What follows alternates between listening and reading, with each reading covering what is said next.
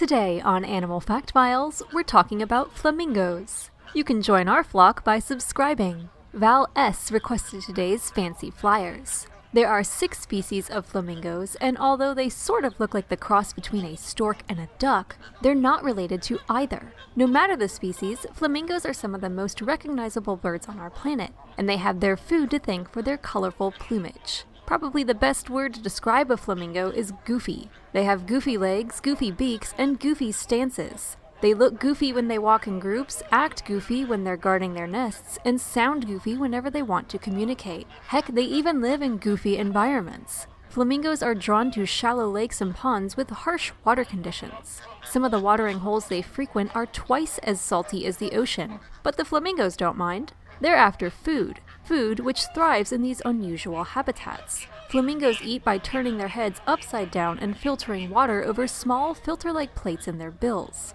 As water flows through a flamingo's beak, these plates catch small crustaceans, small fish, and algae, and it's from these primary food sources the flamingo's iconic pink color is derived. In much the same way eating too many carrots can change the color of a human skin, the carotenoid pigments found in the flamingo's diet causes their feathers to turn pink. How pink a flamingo can get has a lot to do with how much they're eating as well as their species. Higher-ranking members of the flock appear brighter in color as this demonstrates their food-finding capabilities. But at the same time, even the highest-ranking officer in a greater flamingo flock likely won't ever appear as bright as a lower-ranking individual from a Caribbean flamingo flock. Different species of flamingos are usually able to coexist because they don't all eat the same kinds of food. The larger flamingo species, such as the greater and Caribbean flamingos, can almost be 5 feet tall, thus giving them access to deeper areas of water where smaller species, such as lesser and James's flamingos, are unable to reach.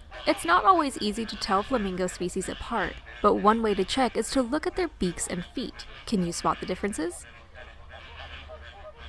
In the wild, flamingos may live to be 20 or 30 years old. However, it seems they aren't the most successful breeders. A flamingo begins life as an egg laid on a mound of mud constructed by its parents. Both the mother and the father flamingo incubate the egg for about a month, at which point the fuzzy gray chick will hatch. Within 1 to 2 weeks, the chick will leave the nest and join up with all the other chicks born around the same time. Luckily for them, the parent flamingos can pick out the individual calls of their baby in a crowd. Their parents will feed them a substance called crop milk. This substance is pink in color and will actually drain the parents of their own pink color while they're feeding it to their young. It'll take 2 or more years before the flamingo babies develop pink feathers of their own, and it might be another few years after that until they're ready to mate. How they find mates is another goofy spectacle of the flamingo world.